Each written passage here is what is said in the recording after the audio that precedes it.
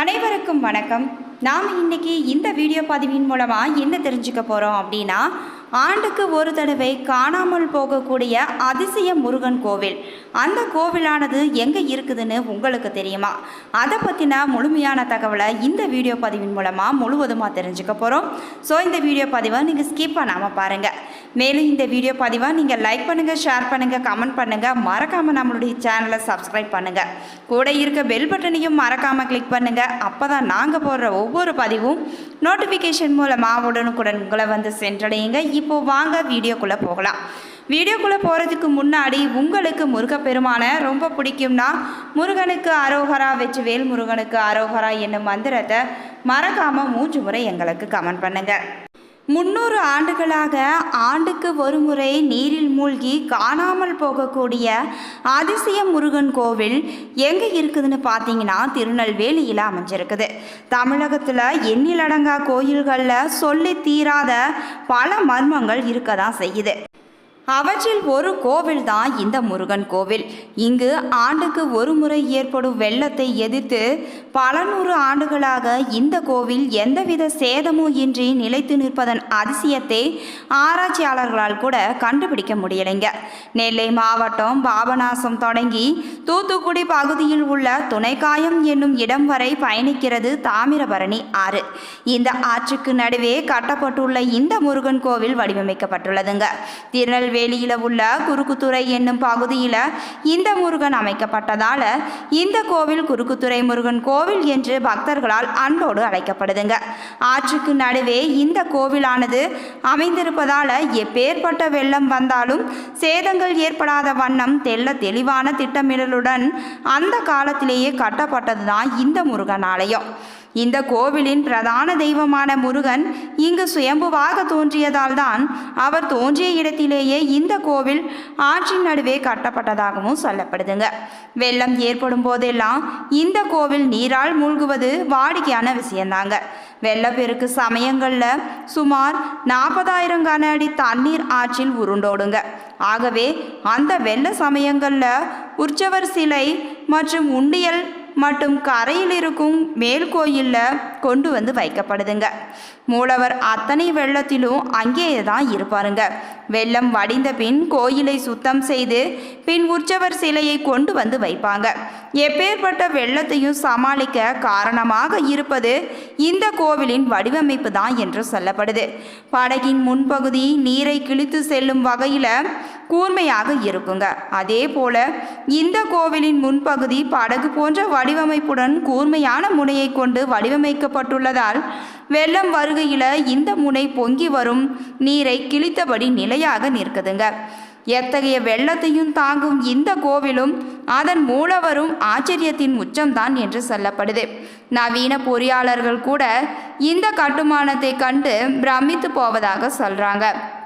இந்த முருகனிடம் பக்தியோடு மனமுருக நாம் வேண்டி வந்தால் வாழ்வில் நாம் எத்தகைய இடர்களையும் சமாளித்து முன்னேறும் பலத்தையும் அதிர்ஷ்டங்களையும் இந்த முருகன் நமக்கு வாரி வழங்குகிறார் என்பது ஐதீகமாக கருதப்படுதுங்க.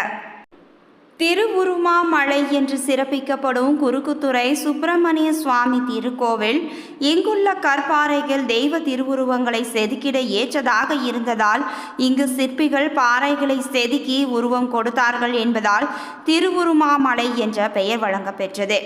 மேலும் முற்காலத்தில் தாமிரபரணி ஆற்றின் கரையில் உள்ள இந்த பகுதியில் காணப்படும் கல்பாறைகள் தெய்வ திருவுருவங்களை வடிப்பதற்கு ஏற்றதாக இருந்துள்ளது. இங்குள்ள பாறையில இருந்துதான் முன்னர் திருச்செந்தூர் கோவிலின் மூலவர் திருவுருவம் செய்யப்பட்டதாகவும் கூறப்படுது.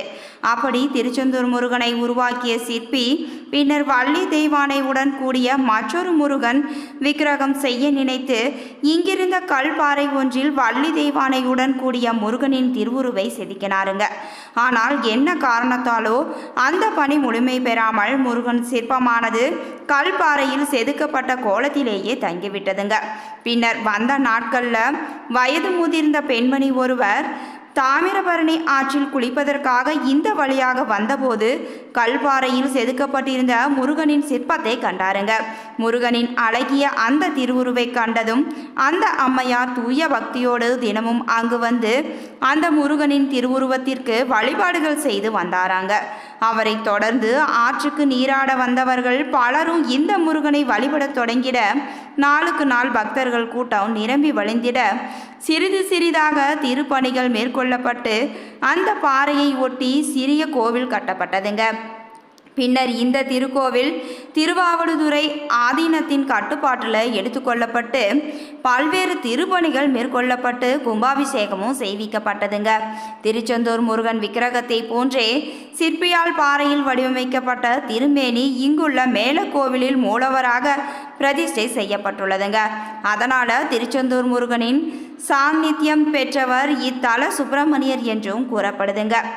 இங்கு கருவறையில் பாறையில் குடையப்பட்ட திருமேனியாக வள்ளி தெய்வானையுடன் 4 கரங்கள் கொண்டு நின்ற கோலத்தில் காட்சி தருகிறார் சுப்பிரமணிய சுவாமி.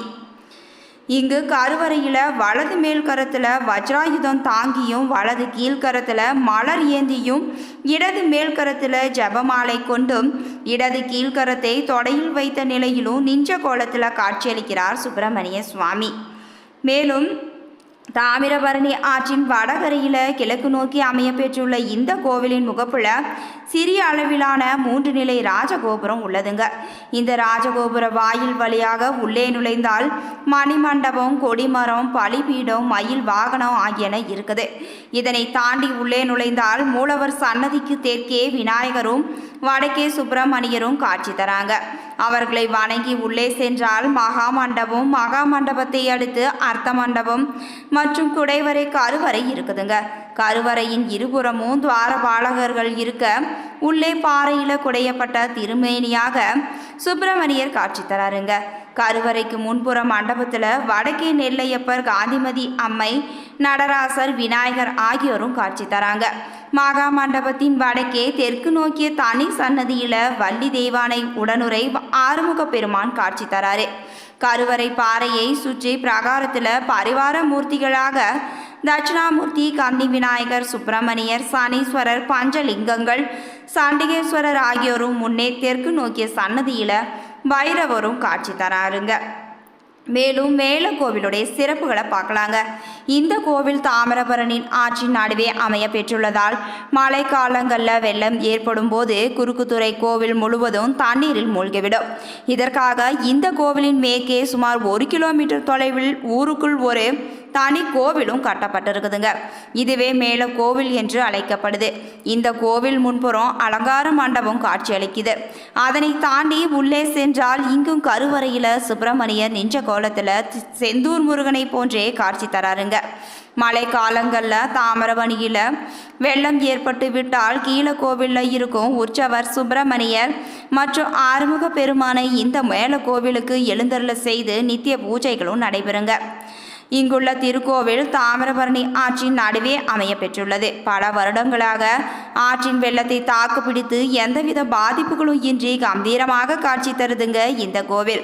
பெருகி வரும் வெள்ளத்தை கிழித்து பிரிக்கும் வகையில் இந்த கோவிலின் மேற்கு பகுதி மதிர் சுவர் படகின் முனை போல கட்டப்பட்டு இருக்குதுங்க.